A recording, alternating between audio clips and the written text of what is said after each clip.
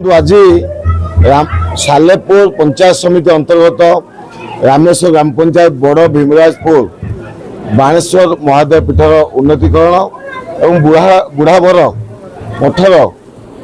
नूतन पीठ उद्घाटन उत्सव जोगदेलु दुईटी प्रकल्पर अनुदान मूल्य था पाखापाखि 22,50,000 टंका एवं यही आज उद्घाटन उत्सव आम सहित थे जिला परिषद प्रतिनिधि सान भाई लिट्टू और आमर जी ए पंचायत मुरबी जहाँ नेतृत्व में पंचायत विकास चली सान भाई विधुभूषण पंचायत बहु मुरबी सुरेन्द्र बाबू आरंभ कर बहुत लोक मैंने सामिल होते लक्ष्य हूँ आम अंचल विकास के शीर्ष पहुँच बहुत दीर्घ दिन पीठा अवहेलित अवस्था था धन्यवाद जनइबी पूर्वतन मुख्यमंत्री नवीन पट्टनायक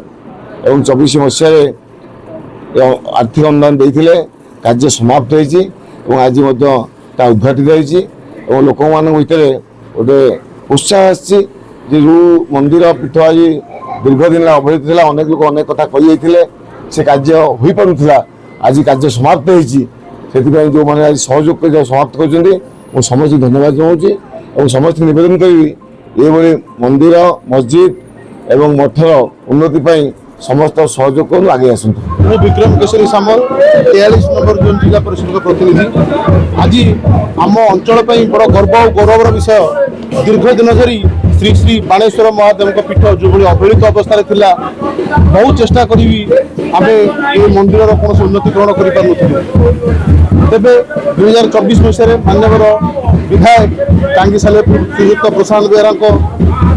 अनुदान तथा पूर्वतन मुख्यमंत्री नवीन पट्टनायक अनुदान आज 2026 जो मंदिर आप देखुं तार नवीकरण होती आज अंचलवासी तरफ ये ग्रामवासी तरफ शह शह आम बाणेश्वर महादेव भक्तों तरफ अशेष अशेष धन्यवाद देवी श्रीयुक्त प्रशांत बेहरा महोदय को श्रीयुक्त पूर्वतन मुख्यमंत्री श्रीयुक्त नवीन पट्टनायक को जे ये जो महत्वपूर्ण कार्यक्रम जो अंचलवासी से अंचलवासी चिर ऋणी रही एवं यही पाखे जड़े बुढ़ावर मठ सी भी दीर्घ दिन धीरे अवहेलित हो पड़ा ताकू भी अनुदान दे आज ये अंचलवासी की मुहर गोटे हस फुटाई गोटे कारण सारी मानवर विधायक श्रीयुक्त प्रशांत बेहरा आम अंचलवासी तरफ 43 नंबर जोन तरफ मानवर विधायक श्रीयुक्त प्रशांत बेहरा को अशेष अशेष धन्यवाद। पाखापाखि 22 लाख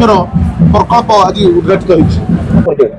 विधुभूषण स्वाई ये पंचायत युव सभापति 2024 मसीह मान्यवर पूर्वतन मुख्यमंत्री आम दलर नेता मान्यवर मुख्यमंत्री श्रीयुक्त नवीन पट्टनायक आम बाणेश्वर महापीठर उन्नतीकरण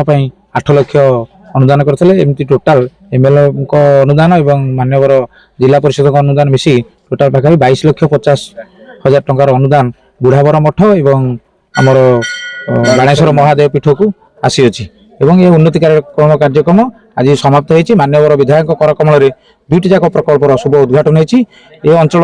अधिवासी जहाँ समस्या था विधायक प्रतिश्रुति देते 2024 मसीहा पूर्व आज पूरण होती समस्ते खुशी अच्छा आम मैंने खुशी अच्छु मान्यवर विधायक आम विधायक आम अत्यंत खुशी अच्छु।